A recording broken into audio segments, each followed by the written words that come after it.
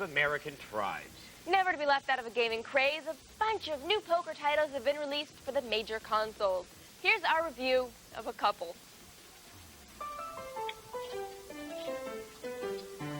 Everyone put in? Ante.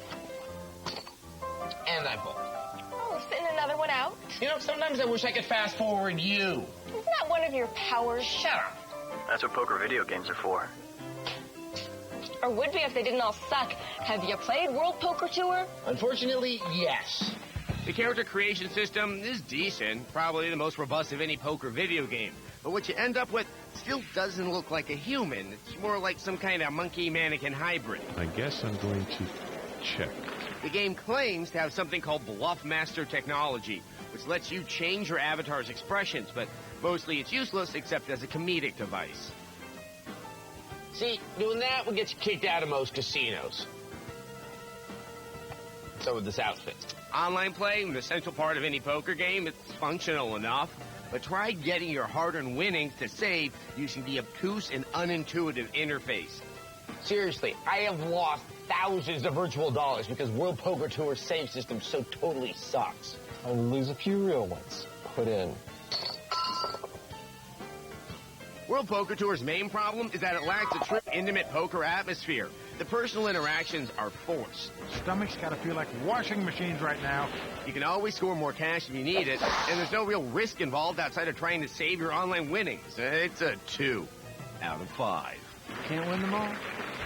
Did you just surreptitiously review World Poker Tour? No, I was just talking. You gave it a score.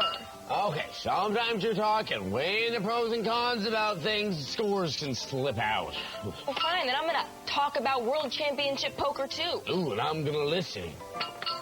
The trick to video poker is that you have to make people care about what they're playing for. World Championship Poker 2 does this by putting you on an actual career path. From your mom's basement to the, well, World Championship.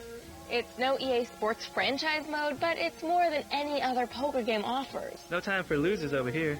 There are 14 variations of poker to play, and you'll have to learn them all, because the career mode actually forces you to play whatever game type it wants you to play. Just gotta know when to fold them. It's a nice change from the usual Texas Hold'em ad nauseum of most poker games. Looks like I can skip the early bird special tonight. Instead of letting you pick expressions to display during the game, high-stakes bluffing actually requires you to play a minigame to determine whether you successfully bluff. If you fail, your character's face will display a tell. Fold. Fold. Fold. Wah! You can up your stats to make the minigame easier, but it's still pretty dumb. World Championship Poker 2 does a better job of simulating the game than World Poker Tour, especially for the solo player. I'll give it a 3 out of 5. They're going all in. It covers the bases, but still manages to disappoint in some ways. They always do. I mean, why is it so damn hard to get a good poker game anyway? Think about it. It's not like they're inventing the rules or anything. I mean, look, functioning gameplay, some above-average graphics that don't look like some 3D Max class coughed it up, and some online play that doesn't fight me every single step of the way. Should that be so hard? I mean, you'd think the developers, they have big budgets, they have proven console hardware. They can't make a game that doesn't make you want to bang your head against the table every 5 minutes. And out there, on the web, you can play decent poker games for free, and they're just flash games. Oh, it's ridiculous. If you want to play a good poker game, there's only one real option. Go play real poker. Much simpler. Okay, kids, game's Omaha. Lines are 40 and 80. Wilds are One-Eyed Jacks, Suicide Kings, and Devil's Bedpost. Any up? Hey, Adam. There's a little agreement that from now on you won't wear any more costumes that force me to look at the outline of your nipples. Nipples are part of nature. It was being strangled in your sleep. Point taken.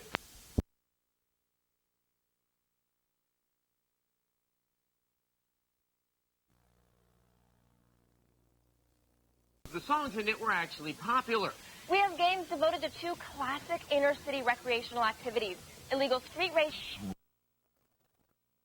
Oh, and shooting aliens in Shadow the Hedgehog. And later in the show, we review Tony Hawk's American Wasteland, which I am pretty sure is based on T.S. Eliot's poem of the same name. You're not going to give up on the urbane thing, are you? Morgan is the cruelest. Okay. But first up, Hip-Hop is a game based on one of the greatest poets of our time. For a romp of unparalleled wit and wordplay and almost constant references to poop and doing it, here's our review of 50 Cent's Bulletproof. Hey, Ma, I was shot 9 times, and all I got was this crappy video game. Oh, you alive! 50, baby, we were sick about you. 50 Cent Bulletproof is a game that's 1 part hip-hop, 1 part shooter, and all parts crap. Let's detail its offerings. Well, you have 50 Cent, whose facial expression denotes an equal dissatisfaction with this muddy-colored waste of time, or someone just keeps rubbing poop on his upper lip. You can tell it's him by his bling. You know, I always wondered how Jesus would react to that cross.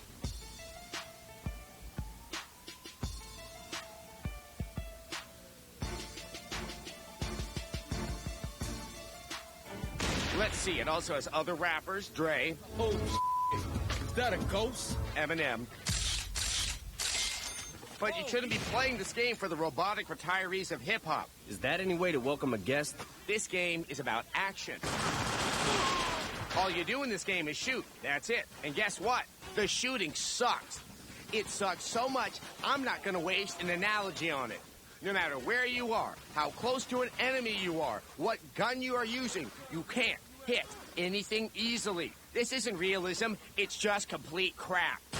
Look at this. In this game, I wouldn't even be able to donkey punch Fat Joe successfully. I never ran for nothing. Yeah, I know, because you can't run.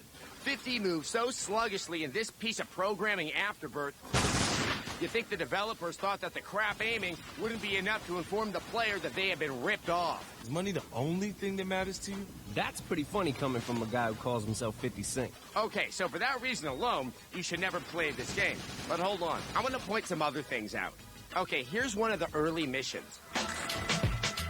Yep, you've got to go to the laundry. But it gets better. You have to turn the power on for the laundry. Why? So you can leave the laundry. Mama says stupid is as stupid does. See how 50 is looking at the pen like it's as confusing as Medicare? That might explain this tidbit of dialogue. Yo, these kids ain't from Queens, man. They using some high-tech shit. Yep. That's what passes for deductive reasoning here. Using electronic armaments removes suspicion for all the inhabitants of one of the 5 boroughs. Cover me, thanks. So there you have it. This game has just been given more attention than it's ever worth. Thinking it's interesting because 50 Cent is involved is as sensible as letting Michelle Rodriguez drive you home safely. A 1 out of 5. Come get some! While this game does blow goats, I have to say, Fitty has done a lot to make me feel more proud about being a bullet scar-having American. My sincere hope is that our negative review of the game will pull us into some kind of gang war. Now, sure, we may get killed. I've always dreamed of Puffy dedicating a song to me, and preferably something with a nice beat, stolen from a much better Wilson Pickett song. Yeah. But, you know, speaking of bad pop music, we've all been fascinated by the dancing and hip-hop videos, but it used to be the only place you could learn hip-hop dance was in the aerobics pavilion of a suburban health club full of middle-aged women trying to feel sexy again. Now everyone can learn to dance like a 32-year-old ad executive who's learning to dance like a 15-year-old Puerto Rican girl. Here's our review of Flow, Urban Dance Uprising.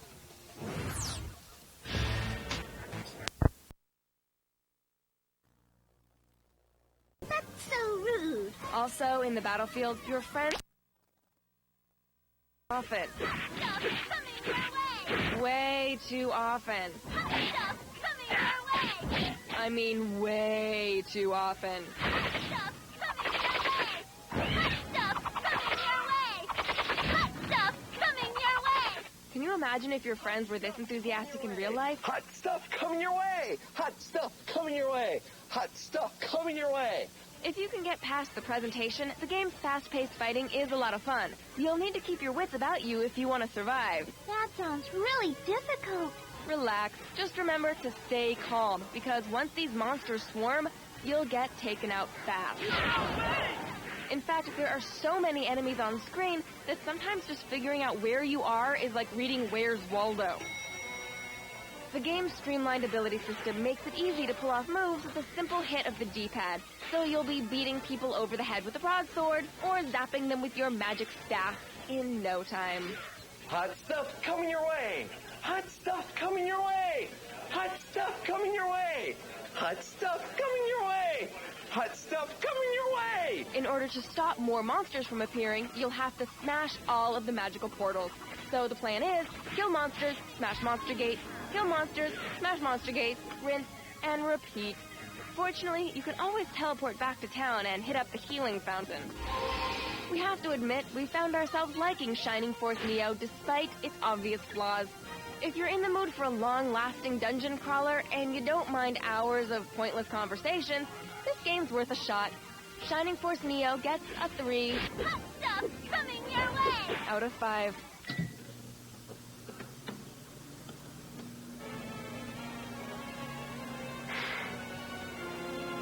Don't. Hot stuff coming your way! Stop saying that! What is your problem? How is that the only thing that you can say? Of course I know it's hot and it's coming my way because I put it there in the first place. Can't you maintain conversation at some other level than pointing out the most obvious thing possible? That hot stuff is on the way. Why? God, what is wrong with you? It's okay. Everything's gonna be all right.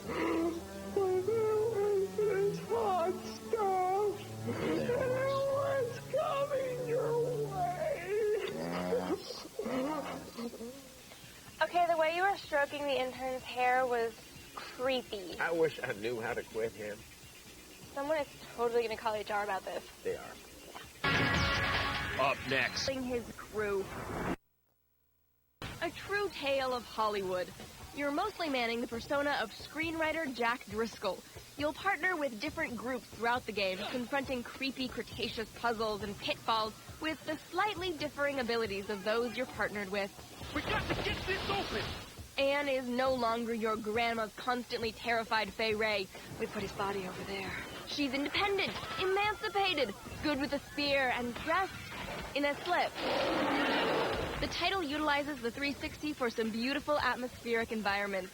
The seamless line between cutscene and gameplay enhances a cinematic sense of total immersion. Moments of the game seem taken from pastel storyboards. Muted, subtle colors and an almost magical realism marries character animation to environment. Over here! As you game, however, you'll soon find the snake in the garden. The game space does have a small explorable element, but you'll soon feel the constraints of the narrow path the title is urging you down. Thorn bushes are a main obstacle. These bothersome brambles must be burned to be forded, or for gate levers to be found. Why so many gate levers end up in thorn bushes is something you'll have to ask the local population about. As your Jurassic joyride continues, you'll finally get to game as the big, hairy guy himself. Though King Kong can climb and hop, he lacks a jumping ability. A big monkey that can't jump? Come on. His swinging feature is truly a thing to behold, but in tight combat situations, controls become unwieldy and lack split-second accuracy. When Kong is finally made flaccid by a phallic symbol larger than he, the game reveals another great bummer. It's too damn short.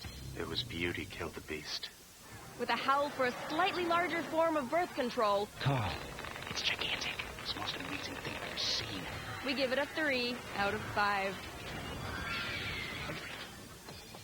I'm not really sure what Jack Black was doing right there, but it reminds me of the Resident Evil Outbreak's masturbating zombie glitch. That was a great glitch. Yeah. Now, as for Kong, well, we love the atmosphere.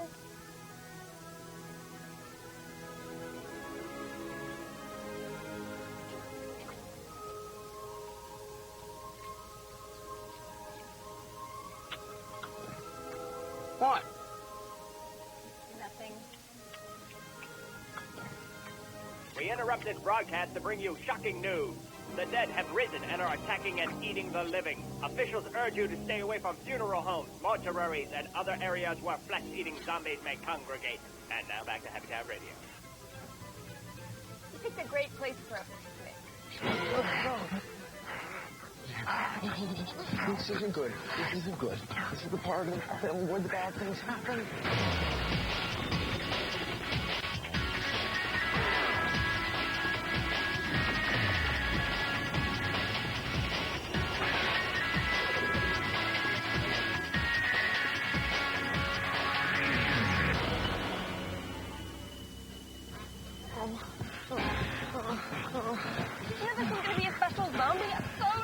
did you? Oh!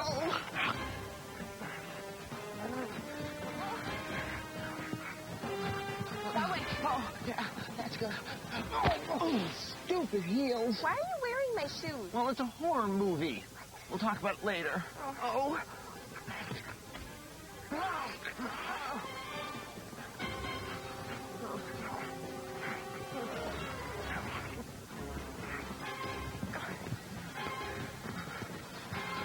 I think we lost him. What's happening? Why is that thing chasing us? They say when there's no more room in hell, the dead will walk. Ooh, candy! Don't eat that. That's the mint of the dead.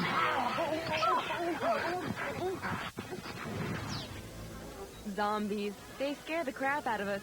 And no one has given us more zombies than Resident Evil. From the unexpected shocks of the first game, the magnificent terror of Resident Evil 4, no series has dominated the survival horror genre like Capcom's Little Freak Show.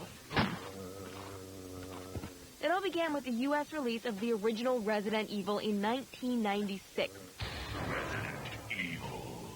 For the first time ever, gamers traveled to the ridiculously named Raccoon City with a group of mercenaries who spouted some of the worst dialogue we've ever heard. Here's a lockpick. It might be handy if you, the master of unlocking, take it with you. While at the time it was hailed as slickly cinematic, it's hard to believe that this used to pass for graphic violence. Jeez, how much blood does she have? Oh, and if you want true horror, you need look no further than this introductory video of the cast. Hello, it's a game about eating human flesh, not a sitcom. Resident Evil 2 came out shortly after, introducing new characters, a giant alligator, and this. It also features some of the loudest footsteps in video game history. Then there was Resident Evil Survivor, a game so bad we don't even want to talk about it. Resident Evil Nemesis was notable for introducing this guy and his famous catchphrase. Then came Resident Evil Code Veronica, followed by Resident Evil Gaiden for the Game Boy Color. And in 2002, a gorgeous remake of the original Resident Evil that featured realistically exploding zombies. Sweet. After that was Resident Evil 0. It was basically one big escort mission where you had to switch between two characters. Also, your heroes get attacked by Ewoks. That was followed by Resident Evil Dead Aim for the PS2, a first-person shooter that took place on a zombified cruise ship. Then came the Resident Evil Outbreak series. Sure, it had online multiplayer where you could choose to be any one of these sexy singles, but we loved it because characters in it would just yell randomly generated stuff at each other. Help! Yeah! Kevin! Leading to inexplicable moments like this. What? And this. Here's what I'm thinking. What's up? The next chapter of the series featured zombified zoo animals, including alligators and this anatomically correct elephant. Last but not least is the best Resident Evil of them all, Resident Evil 4. Sure, we don't know if the bad guys are zombies exactly, but who cares? It's awesome. There you have it, Resident Evil. It gave us zombies and a legacy of groaning.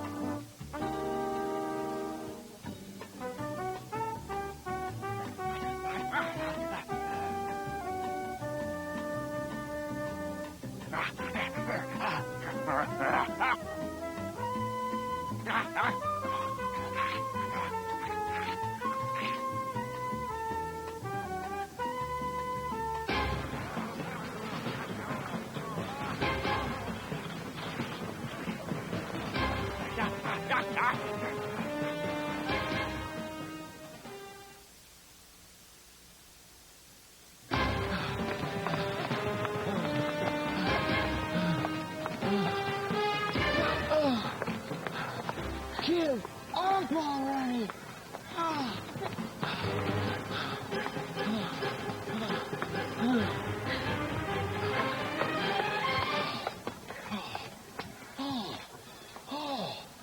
Where are we? Ow. No. Adam, Morgan, you're alive!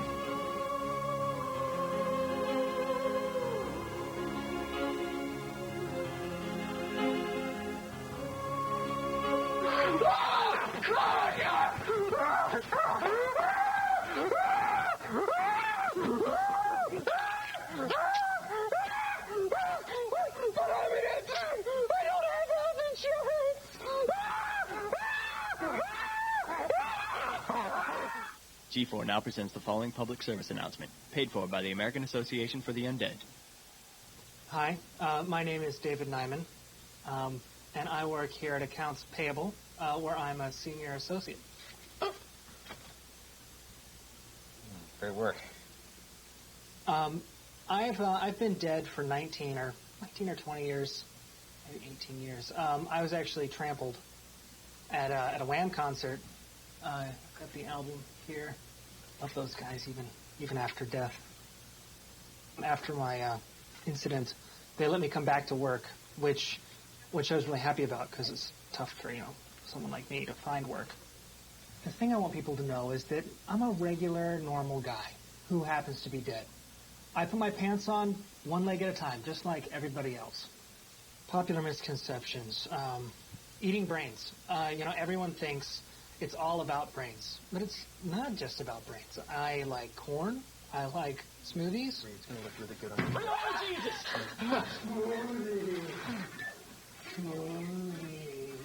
I want to be treated with dignity and with respect, just like anybody would. Is there a piece of my face falling off?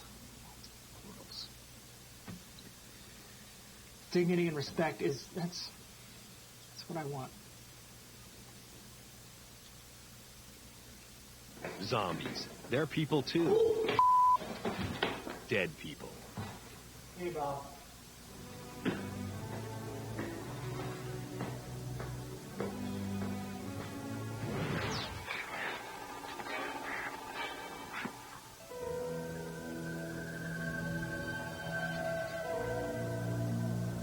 Ew. Do you smell that? It smells like death in here. Actually, I think that's him. Sorry, I have plus 16 funk. Also, I peed myself a little. Even in the apocalypse, I can't get away from the fanboys. Here, take this. You'll need it. Exactly what are you doing here? How did you survive? I was at the D&D convention when those things attacked. I just finished buying a bronze codpiece and they swarmed us. All I could hear was that terrible high-pitched scream. Blood and pewter dragon figurines everywhere. The thing about a nerd's eyes is they're black, like a doll's. When a zombie bites them, they roll back in their head. This is so not your show. Do you think those things can get in here? Please.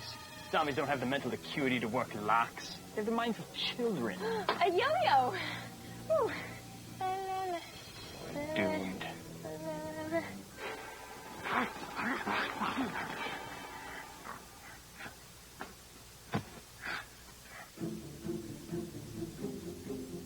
Okay, all we have to do is wait for someone to come and save us so we can sing some songs while we pass the time.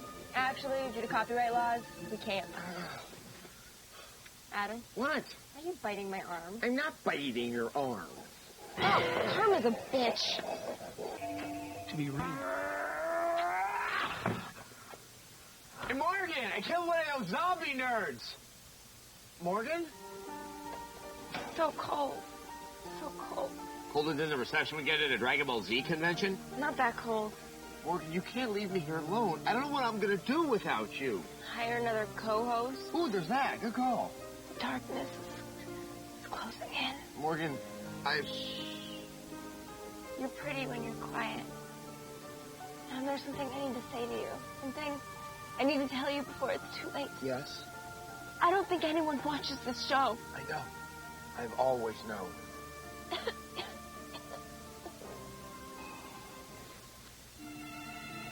No! I'm still alive.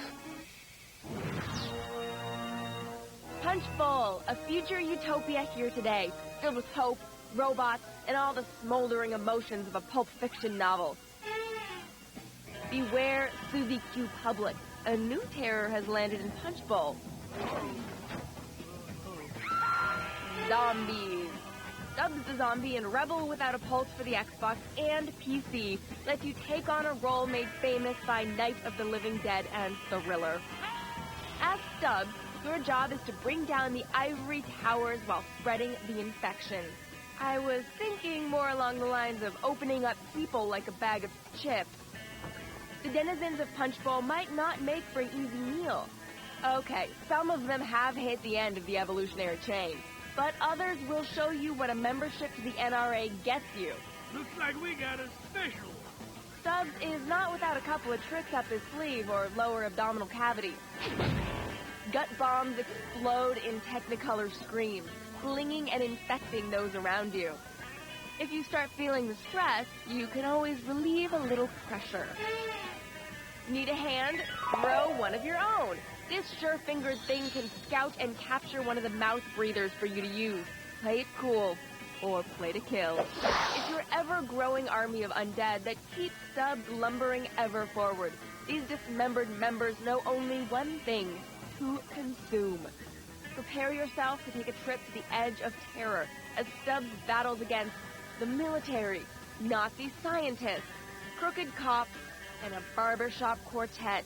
Sure you don't need anything? A cold drink? No. Cigarette? No. Foot massage? Oh, what? The wound to a soundtrack where the tones of yesteryear collide with the beats of today in Sound-O-Vision. Get ready for joyrides in military jeeps to bombard opponents.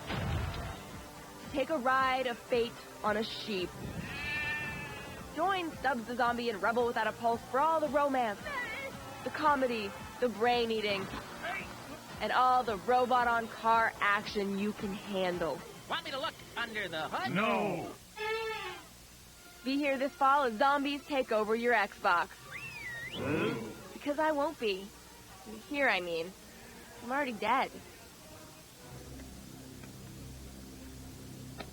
Well, that is one dead zombie. Impressed you killed him with a plastic sword. Well, thanks. It took a really long time. Well, I'm sure your experience points have gone up.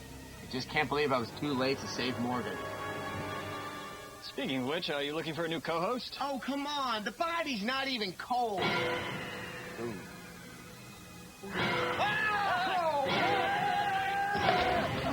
I need a cleric, preferably level 5. Morgan, no! I need a health stone. I need a trident. No! Saving throw.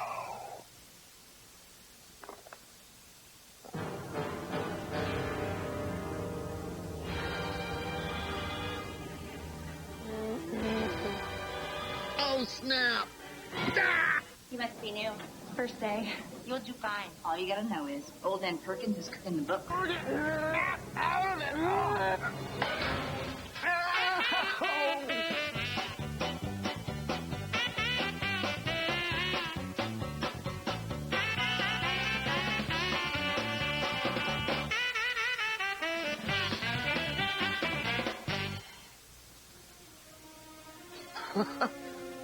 think I lost her. Oh, go!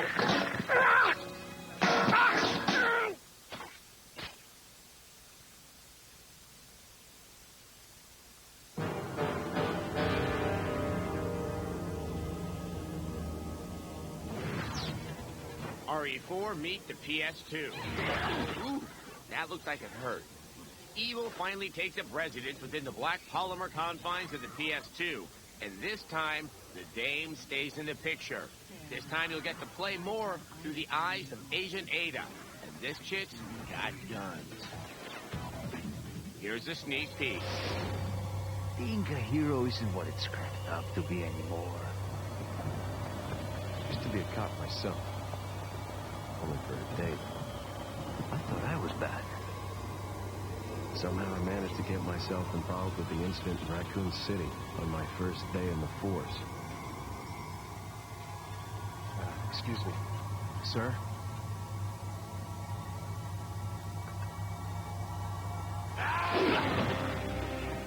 ¡Se freeze! Vaya por detrás. Te voy a matar.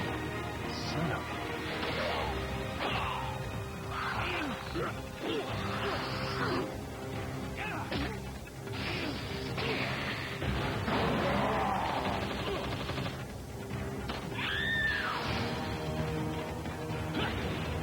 I'm under the president's order to rescue you. What?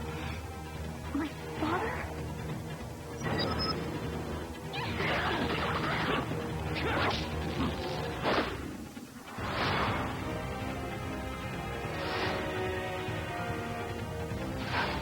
Leon, what's gonna happen to us? Okay, it's game time. You carry the same blood as us, it seems. Been a long time, comrade. You can die, simple humans.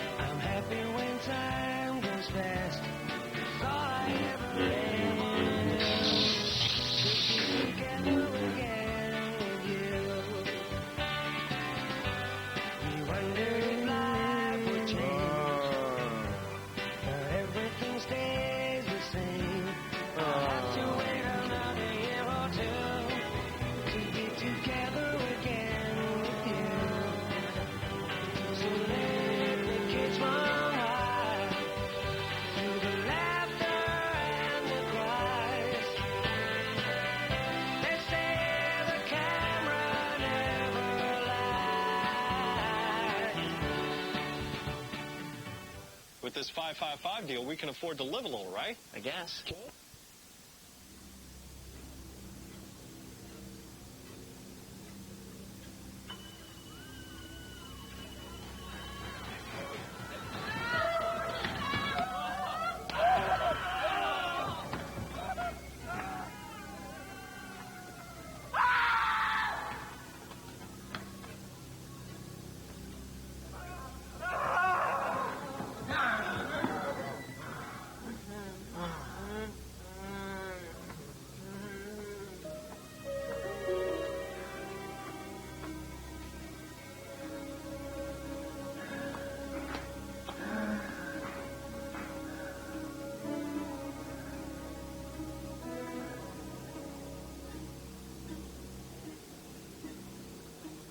What are they doing? Why did they come here? Instinct. Memory of who they used to be. That or they have nothing better to do.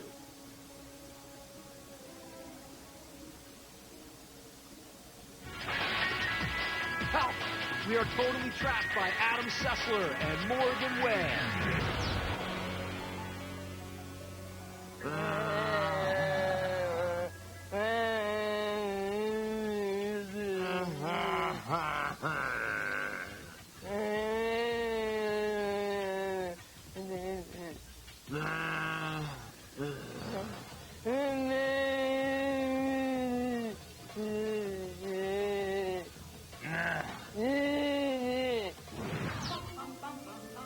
X-Play presents Zombies Review Video Games. Today we bring you 3 great games as reviewed by zombies. Wait, what are you doing in here? No, get back!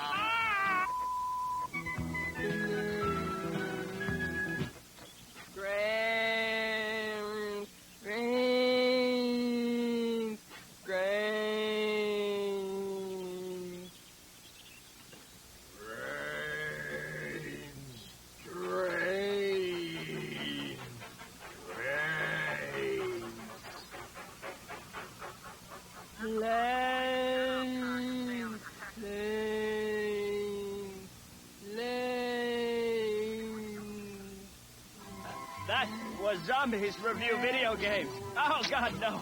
Not my intestines.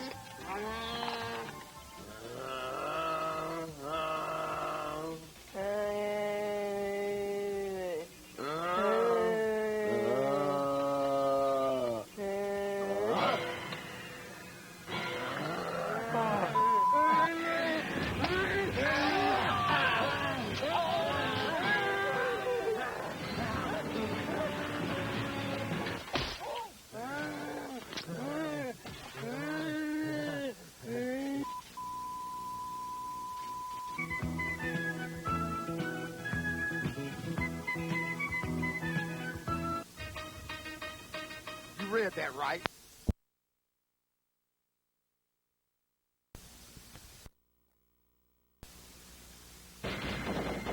You thought they were just for entertainment. Wake up! The original use of simulation for the military is strictly training, and the gaming industry is about excitement and entertainment. How can we blend those two together? But to some, it's the difference between life and death. The Army has zero tolerance for casualties. When they lose a guy, that means that an 18-year-old kid is going home in a body bag and his parents get a letter. We need backup and transported. We are trying to tie together the Army's training objective with the entertainment aspect of the game. From my military background, I recognize that anything that enhances the performance of soldiers has got to be a good thing. So gear up and get ready. Go, go, go. The soldiers were playing on their own time at all hours of day and night, voluntarily training. And this is not something that generally happens. This is gaming in the military.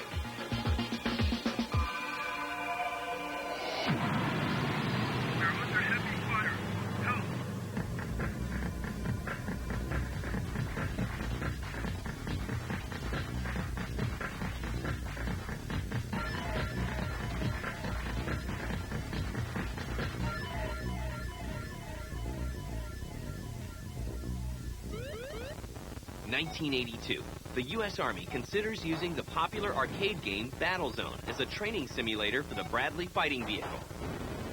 Ultimately, the project is canned, but the idea is not forgotten. 1996, id Software releases Doom. The game shakes the industry and also perks the interest of the United States Marines, who then create a modified version called Marine Doom to supplement their training. Gaming in the military has arrived. The Army has had some success in adapting commercial titles to use for portions of their training. For instance, I know they've adapted Doom, and some groups have used Quake, and we even talked to one group that was using Medal of Honor, and they were using it to get down their squad movement and movement by fire and a lot of their drills. 1999, a Navy ensign finishes intermediate training with a perfect score, thanks in part to Microsoft Flight Simulator 98. The Navy evaluates the game for use as a supplement to flight training. The Navy asked me to come in and help them evaluate the success of a young ensign utilizing Flight Sim 98 to help them get through flight school.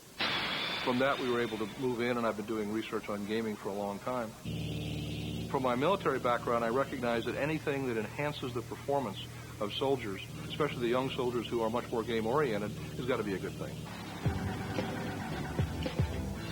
While using simulators is common in the military, the value of adapting a retail game into a training tool cannot be ignored. The original use of simulation for the military is strictly training, and the gaming industry is about excitement and entertainment. How can we blend those two together? What we had to do was decompose the games to find out what elements of the game could be useful for real training. A lot of games, obviously, you shoot somebody with an M16 and they blow up. Well, that doesn't really happen. So that was negative training, so we'd have to take that part out. To be successful in the game, to continue to have fun in the game, to be entertained by the game, you need to learn the lessons that the Army wants you to learn. So we are trying to tie together the Army's training objectives with the entertainment aspect of the game, so that basically the same play will serve both masters. The hard part then came in looking at the training programs to find out if we could detail what those requirements were against the actual games. And we were successful in several cases, both in first-person shooter and crew games, utilizing Spearhead for tank training and utilizing Rainbow Six for a first-person shooter. Cost is one of the biggest factors contributing to the use of commercial games. The transition in the military from, again, these very large proprietary training devices to the PC is one that is lagging a little bit behind the civilian sector, if you like. And I think the Army, quite wisely, is looking for what they call COTS solutions, consumer off-the-shelf. They're looking for things that have already been developed and the R&D has been paid for that they can modify at relatively low cost for their own use. It's not just us. I think other people are leading the way in other respects, and the Army is taking advantage of that. It's very expensive to put a battalion out in the field for live training. It can cost over $1 million a day. But because that's so expensive, troops don't get a chance to do it all that often, and it also takes a whole lot of room. So the Army really wanted something that would help reinforce training that the soldiers could do every day in their barracks. By no means is this a replacement for live-action training or training in the field. It's actually seen more as a supplement to something they can do day-to-day in their downtime. Thanks to COTS, for less than $5,000, the military can have a machine that does the same job as a $650,000 simulator. As one example of COTS in action, in 2000, the Army adapts Novologic's Delta Force games as training sets. We were in touch with a now Major Illingworth over there who was interested in how basically computer games could be used to help train soldiers.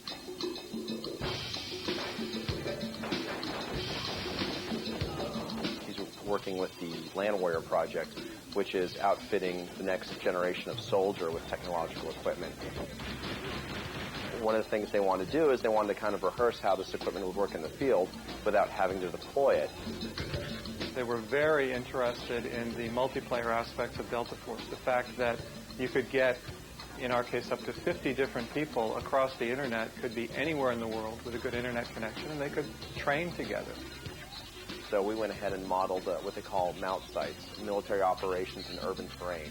And these are basically little villages set up with multi-story buildings and a town square. And we went and modeled these environments, and then we adapted our Delta Force 2 game to have some of the Land Warrior features.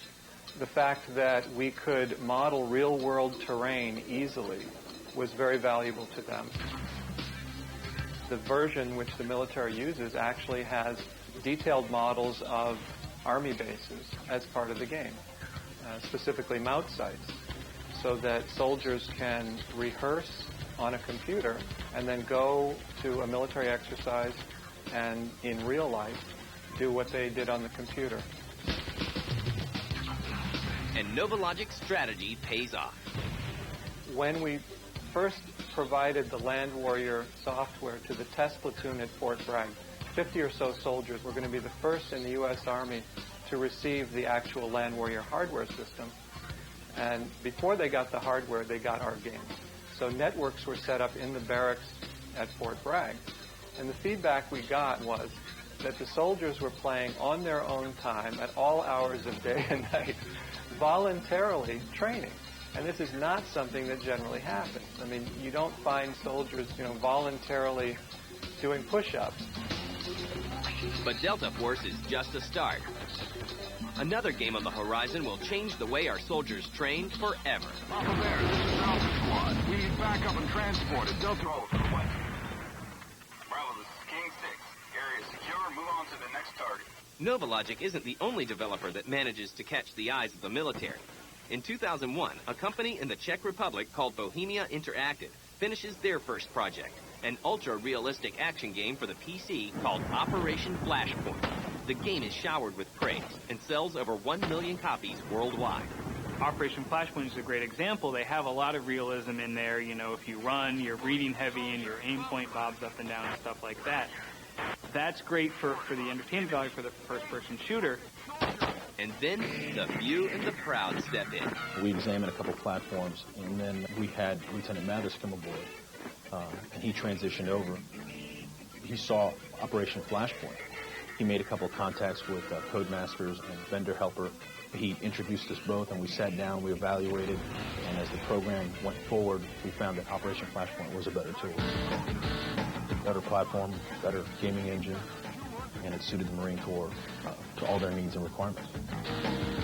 In December of 2001, Bohemia Interactive and Orlando-based Coalescent Technologies began work on a modified version of Operation Flashpoint called Virtual Battlefield System, or VBS-1. One of the first steps to converting a game into a military simulator is to ensure that everything from uniforms to vehicles looks just like the real thing. We did include some of the models that are typical to the Marine Corps, like the amphibious assault vehicles,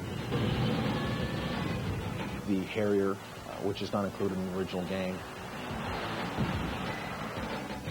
the CH-53, which is a transport helicopter, so the Marines could see the uniqueness of the game.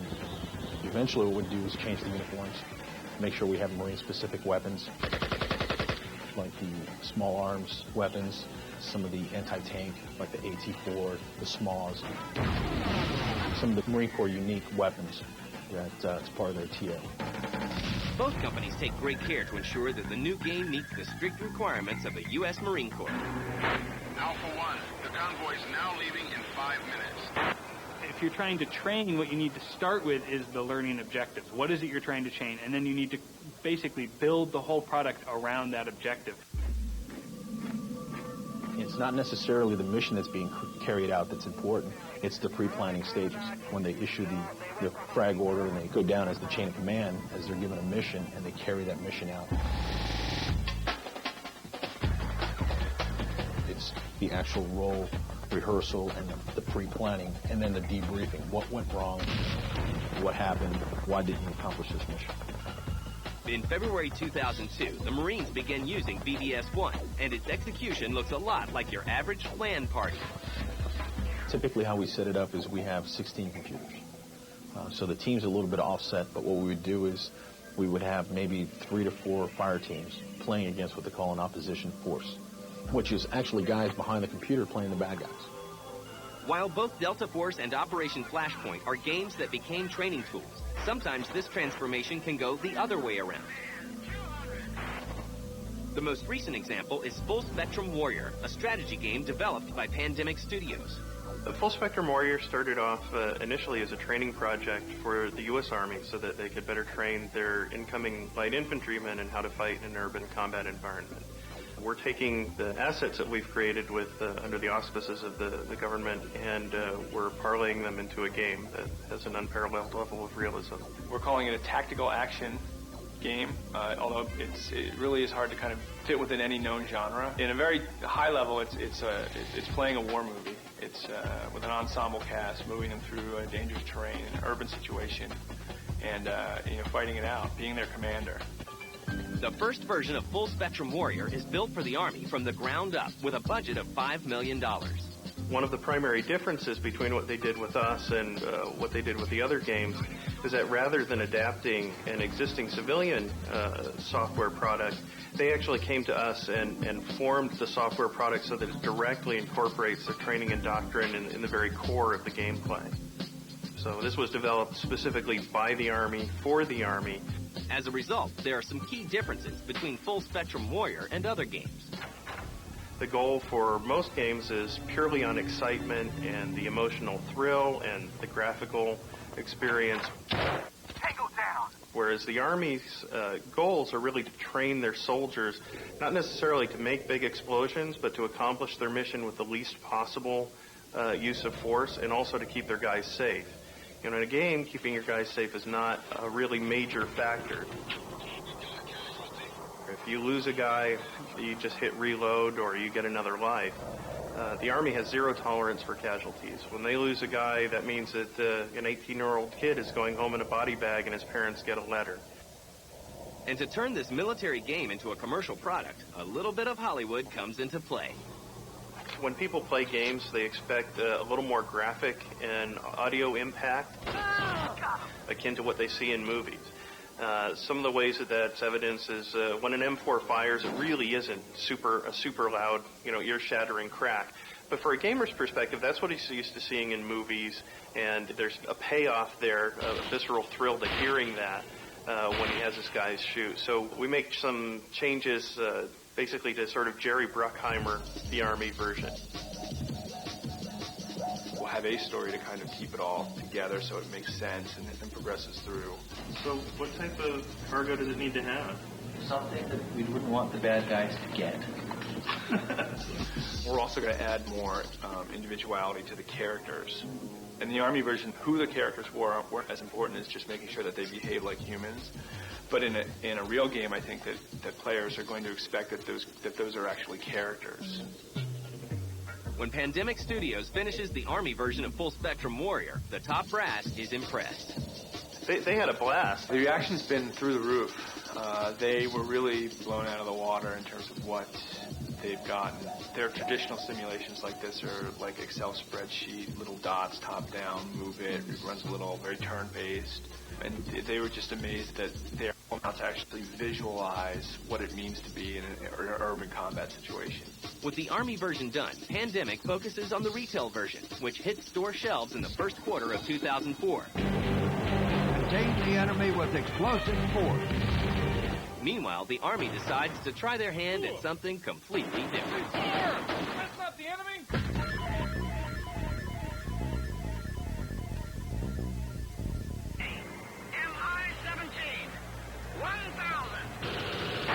While the military has success adapting commercial games into training tools and vice versa, in 2000, the Army begins work on something completely different. The project is a game, but instead of using it as a training tool, it will be used for recruiting. The name of the game is America's Army. Colonel Wardinsky, who came up with the idea, he saw his teenage son being online quite a bit. So he came up with the notion of saying, why not play Army, if you will, on the Internet? So it seemed like a natural marrying up of the Army, a new piece of technology, and the Internet. And that was the idea that sort of led to building the Army game. Uncle Sam enlists the aid of the Moves Institute in California to help make the Army game. The budget is estimated at $7.5 million. The mission of the Moves Institute is to do basic research, application, and education in the grand challenges of modeling virtual environments and simulation. Areas we work in are 3D visual simulation,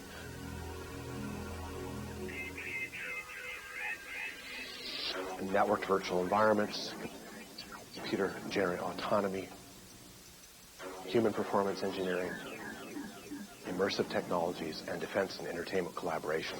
So what we've been doing the last couple of years is trying to bring in entertainment industry technology into the Department of Defense and trying to repurpose it for Department of Defense uses. So that's the sort of the origin of why we got together with Colonel Wardinsky on the America's Army project. It's kind of a hybrid group. The group that manages the effort is at the Naval Postgraduate Schools. They're professors up there. Then under them, we've got a group of students who work on the game doing research. And then we brought in from industry individuals to fill each of the key roles, designer, producer, or animator. And so it's a mix again. And just as Novalogic learned before, the development team for America's Army finds out that the military isn't your typical customer. Okay, we have a very demanding client, Wake up! which is the U.S. Army. We're basically a developer, but we're kind of an in-the-tent developer. You know, we what we have to do is produce something entertaining, something that is Army accurate, something that is also meshes with the political message that the U.S. Army would like to show about itself. It has to pass muster from Casey's team. It then is shown to the Deputy Assistant Secretary of the Army. We have the specialists in the Army check the game out for accuracy. And then and only then can we put it up onto the Internet for download. And some very unique steps are taken to prepare the America's Army team. And I started taking the developers out to the various Army posts across the continental United States to include Alaska. And we started gathering up all the reference data, going out to rangers, firing weapons, interviewing soldiers, taking loads and loads of film and stills and video, and we came back and started piecing things together. What we had to do is educate them about the Army. So this is kind of an interesting thing we did in our project. We bought BDUs for everyone, we bought them the boots, and we shipped them off to 19 different Army posts. And we had them go through the rifle range at Fort Benning and learn how to throw hand grenades, learn how to do all of the very exciting things that you do in the Army. Go up on the parachute jump towers and go on night parachute drops and all of this very inspiring stuff. Good morning, soldier, and welcome to the M16 qualification range. Today's task is to qualify with the M16A2 rifle. At the same point in time, you're not going to learn anything inside that game that's going to allow you to become, an expert marksman or anything else. There's a big difference between keyboard and mouse versus a real weapon. So there's no secrets being given away inside there. Good afternoon, soldier. This is the obstacle course. Of course, for a game that is about the U.S. Army, realism is of the utmost importance. We wanted to make it so the weapons worked just like in the Army. They sounded like they worked in the Army. We wanted it so that when the shells hit the ground, if it was grass, they sounded like grass. If it was concrete, it sounded like concrete. If you were inside and there was a carpet, it sounded like carpet. So we wanted it to have the best sound, the best visual displays. We didn't want last year's game repackaged for the Army. We wanted to take the next generation engine. Jumper going aloft. Assume a good let-up position with that T-10 parachute. We went and licensed the Epic Games next generation engine. Jumper, your parachute landing fall and overall grade was satisfactory. In 2002, the game is finally finished. The ensuing launch of America's Army is more successful than anyone imagined. We came out on July 4th, and we had 140 servers we'd contracted for to support the game, and I think on that date, maybe 70 of them were already deployed and running. And about 5 minutes after we launched, our servers sort of started going off the net. You couldn't see them because they were so busy getting pinged by kids trying to join them. And we quickly realized that we had way more demand than we had sort of structured for. So at this point, I believe there's something on the order of 7 million downloads and CDs of the game. We have something on the order of 1.4 million registered players. One of the major factors in the success of America's Army is that the game is completely free. So what the Army wanted to do was they wanted to get the young adults who could install a game in a computer, download it from the web, and play it. They want those guys in because a lot of the weapon systems have interfaces that are starting to look like video game controllers. So the idea from the Army is you've got to get those guys in. And that is a real big deal. So putting it up on the web for free, we thought of that from the start. So what's next? Coalescent has plans to expand VBS-1 to train everyone from firemen to Secret Service agent. America's Army continues to grow, and more soldiers are playing games.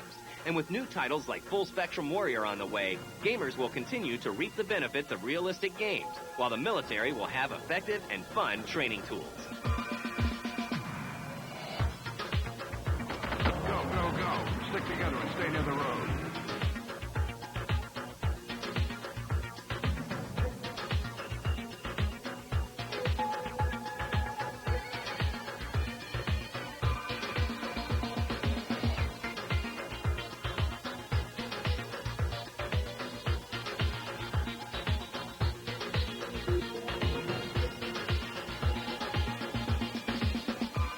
Your overall grade was satisfactory.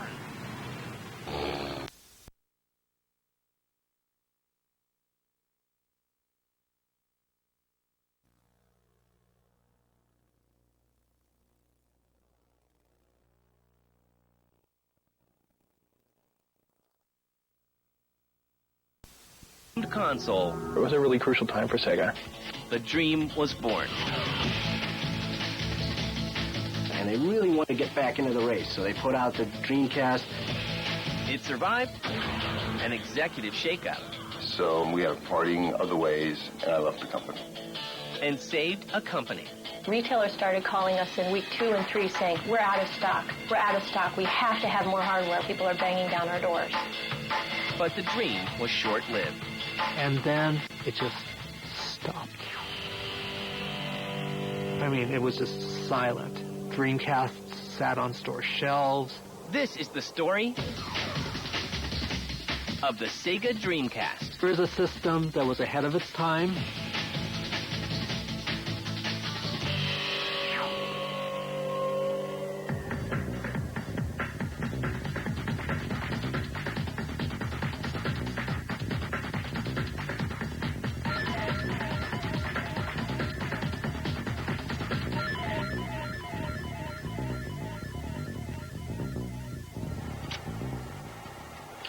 In November of 1994, Sega launches its Sega Saturn Japan. At the time of conception, it was going to be basically just a really souped-up 2D machine with a little bit of hardware devoted to 3D. And once PlayStation announced their specs and it was going to be this full 3D machine, I think they went in there and kind of retooled it in a hurry, and it probably wasn't as efficient or as powerful as it probably should have been. So you made it this far, huh? It actually went quite well in Japan, and Saturn had a long lifespan in Japan. Thanks to strong arcade ports like Sega's Virtua Fighter series, the Saturn sells 5.8 million units in 3 years. In Japan, Virtua Fighter is a phenomenon beyond anything we could even compare it to in the United States. I mean, nothing compares to how big it is there. And the idea of bringing that home and being able to play was a very bold, intelligent move on their part. In Japan at this point, the arcades were still hot. Arcades have been dead for 10 years here in America, but in Japan, having an arcade hit meant something. So Saturn had an arcade hit. The Saturn does not catch on outside of Japan and is quickly eclipsed by Sony's PlayStation. The Saturn launched before PlayStation, I believe in the summer of 1995, which was the wrong time to launch. Also at a very expensive price point. I believe it launched at $399 versus $299 and did not have very good games. Were not that fun to play. And as we all know, if you want to play a game, you want to have fun. They were looking to be like this kind of hardcore gamers machine with these ports of the arcade games, where the Sony came in with a completely different approach. You know, they wanted this to be a games machine for everybody, and they kind of really shifted the perception of everybody, of the consumers, towards what a game machine is. I think for the people who purchased Saturn, they were quite satisfied with the games that they got. There were some wonderful gameplay experiences available on the Saturn that weren't available elsewhere, so it was a purchase that ended up being of value to consumers. If people were purchasing Saturn because they felt like they could get 10 years worth of gameplay out of it with sufficient gameplay innovation over that period of time, I would say those people were probably disappointed. The Sega Saturn was very successful with the hardcore gamer crowd, and with the broader range, it wasn't quite as popular, but it was still a major name. Sega was in a really, really tough position in that they had extended themselves, they had overextended themselves. There was a time prior to Dreamcast, just prior to Dreamcast really, as Saturn was coming out, where Sega had the Saturn. In parts of the world, they were still selling the Master System. They had Pico, they had 32X, they had Genesis, they had Game Gear, they had Nomad. So that's 7 systems concurrently. They had really gotten themselves into a rut. They had completely botched the Saturn launch in North America. I believe if we look at Saturn, it was a system that shouldn't have been launched. It was too difficult to develop for, therefore the games were not fun and the games weren't there. This is not about hardware. This is about software. Software has always driven hardware. You don't have the software, the hardware will fail. Saturn's failure causes Sega to lose $267.9 million and lay off 30% of its workforce. There was all of a sudden a couple of years where they didn't have any kind of a console at all. And since Sega was very much a hardware-specific company, that was a very big problem. Sega's solution is to begin work on a brand new console, and this time, the Japanese gaming giant is determined to learn from its past mistakes.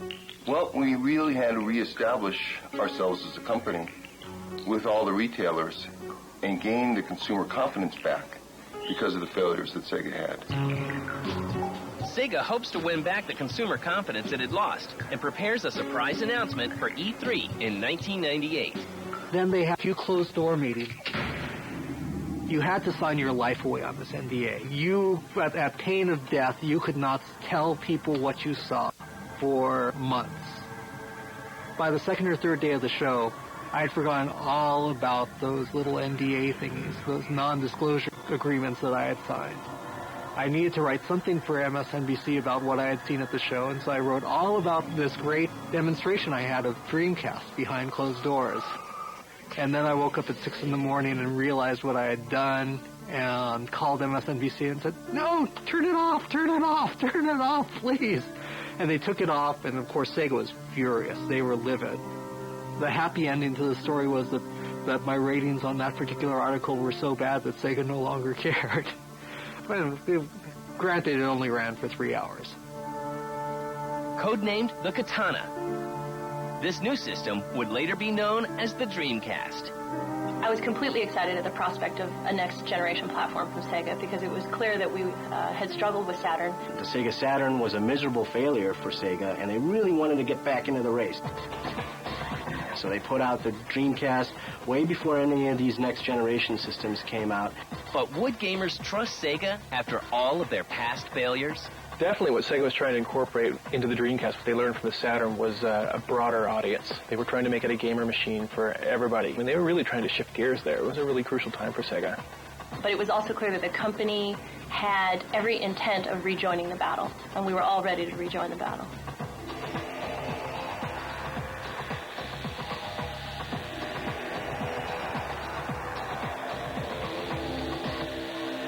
On November 27, 1998, the Dreamcast is made a reality to the Japanese gaming public. One of the key events for all game consoles is the Japanese launch. Japanese launches up to this point were something big. I mean, really big.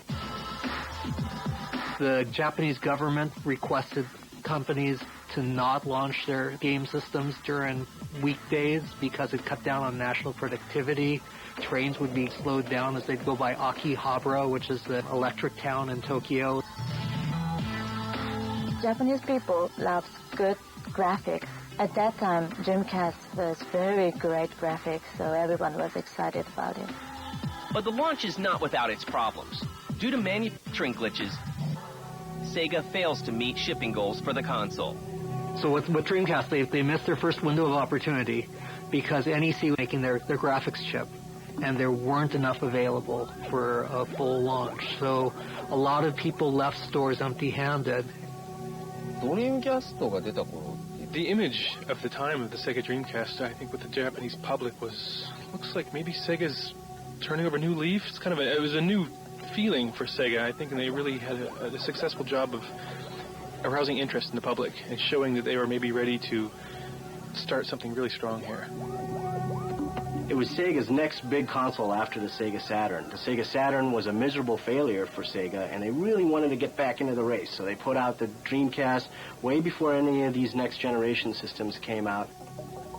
With the U.S. launch still more than a year away, Sega president Bernie Stolar takes note of the mistakes made by his Japanese partners. And I was interested in rebuilding Sega, reestablishing the strength that it once had, both in software and hardware, and rebuild a team that became a world-class team to help drive an organization. And that's what I wanted to do, and I believe that the team did that. It's not about one individual, it's about a team. What I can say about Bernie Stolar is that he did a lot of things really, really right. You compare the Japanese launch of Dreamcast to the U.S. launch of Dreamcast, and Bernie had the publicity in place. He had the enthusiasts really rallied so that they were excited. While Sega is poised to take the U.S. by storm, Sony is set to shake up the video game world. At every moment with Dreamcast, it was always kind of threatened by the looming shadow of this unshown thing. The shadow of PlayStation 2 always loomed large over it. At the beginning, everyone was very excited and behind the Sega Dreamcast, but as time went on, more and more focus shifted towards the PlayStation 2. Then, as early as March in 1999, just really a couple of months later, Ken Kutaragi unveiled PlayStation 2. And it was so much more powerful than Dreamcast, and it could do so much more than Dreamcast. Sony, frankly, was very effective in holding out that promise to gamers.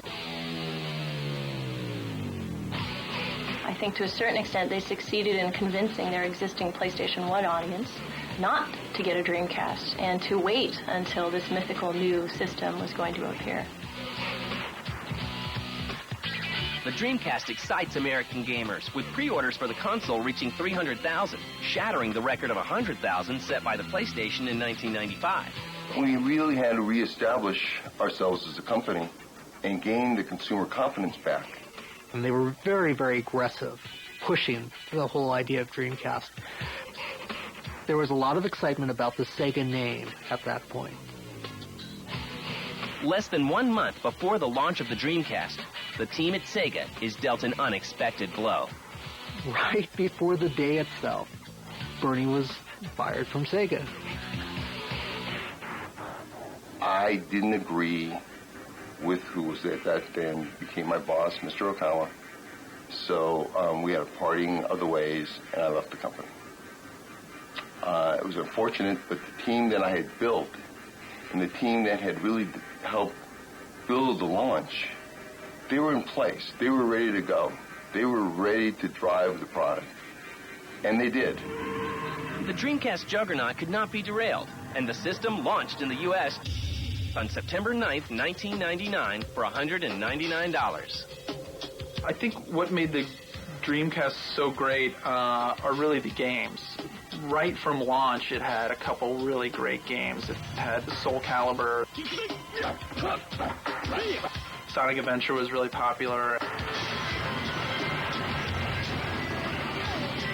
It had great football games with Sega's NFL 2K series. Here's the snap. Barr passing for the score. And he's in for the score. One of the other things that made the Dreamcast so great is the online feature. Out of the box, this came with a modem, this system. Immediately, you could be getting on and playing against other people across the country, and that was a real novelty back then.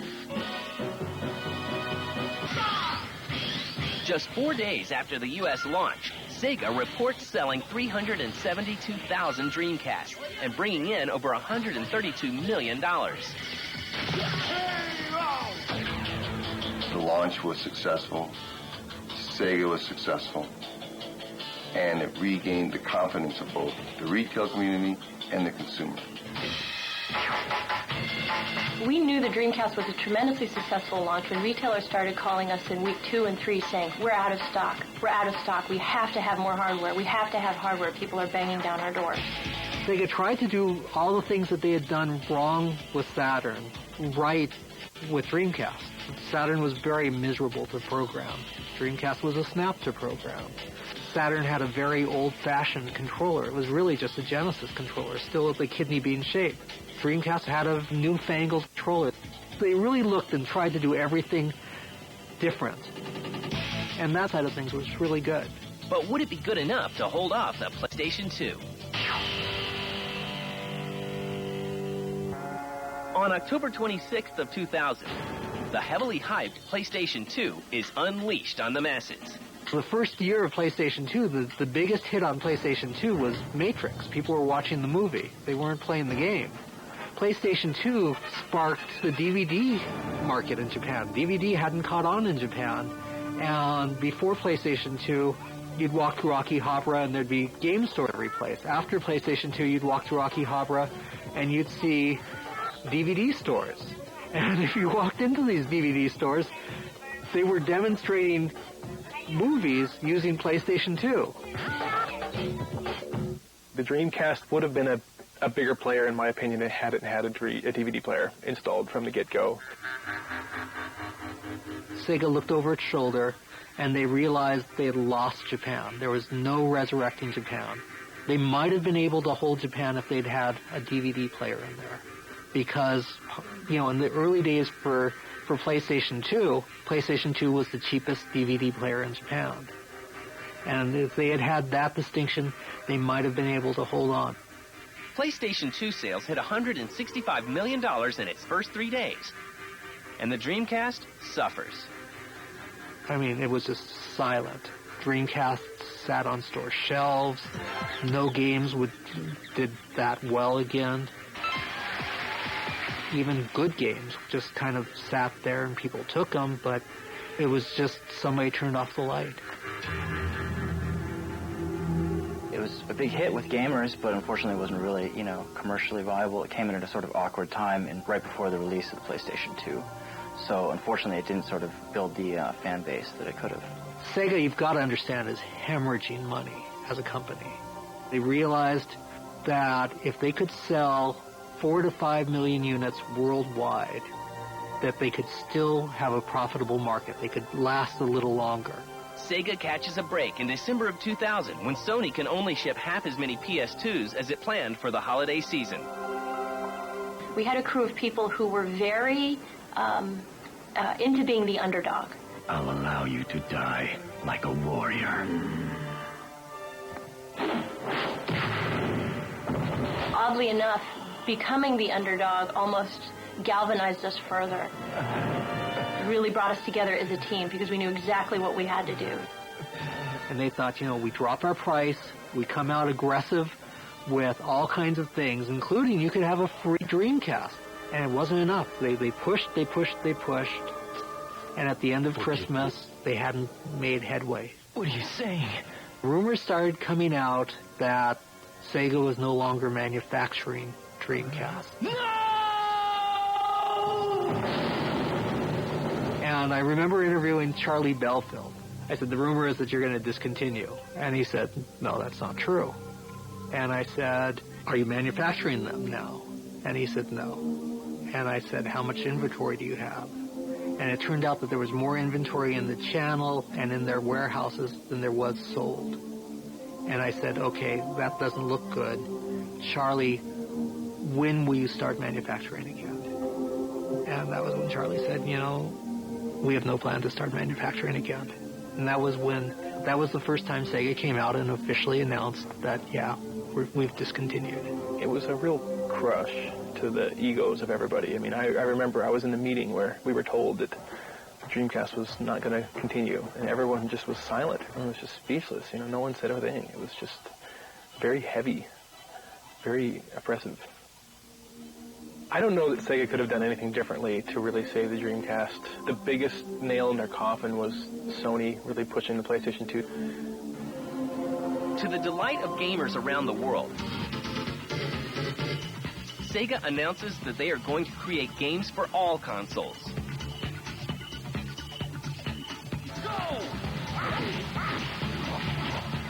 I think it was a time where Sega really had to address itself and say, are we going to now just be a software company? And if we are going to be a software company, is the team that we have here going to be one of the best organizations to build great software? Because that's going to have to be our focus. Come on, let's begin.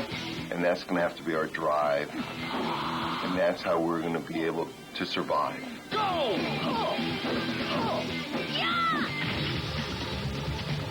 So when Sega said that they would no longer be hardware specific, there was a lot of excitement. They really were the belle of the ball. Microsoft, for their Xbox console, got Sega to promise them Panzer Dragoon. A beautiful game. But Sony turned around and they had the Virtua Fighter series locked up for themselves. That was the arcade hit, and that was the bigger seller. Especially in Japan, that was a big seller. Virtua Tennis.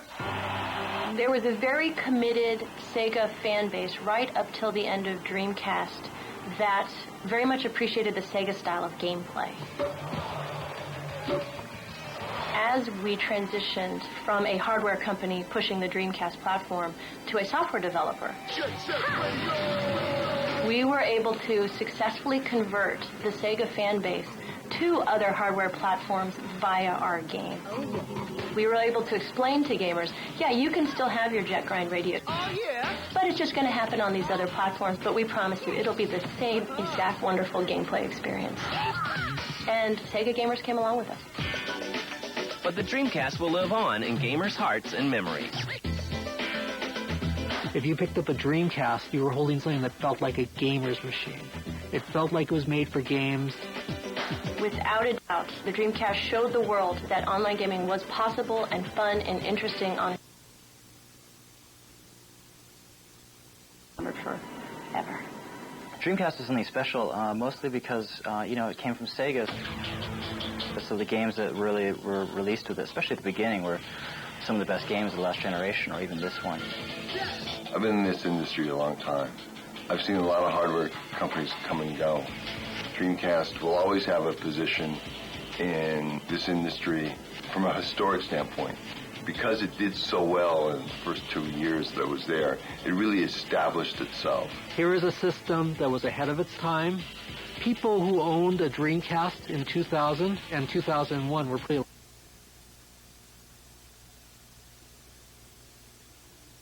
People who owned a PlayStation 2.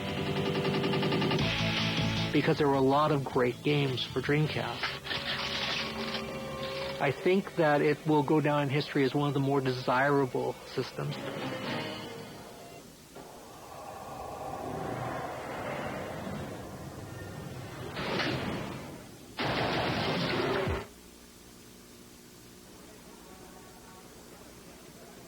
Excuse me. Please, let's see.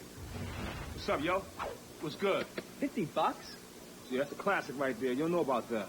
You don't know about the Shaolin and Tiger Style. I host Attack at the show. I know Tiger Style.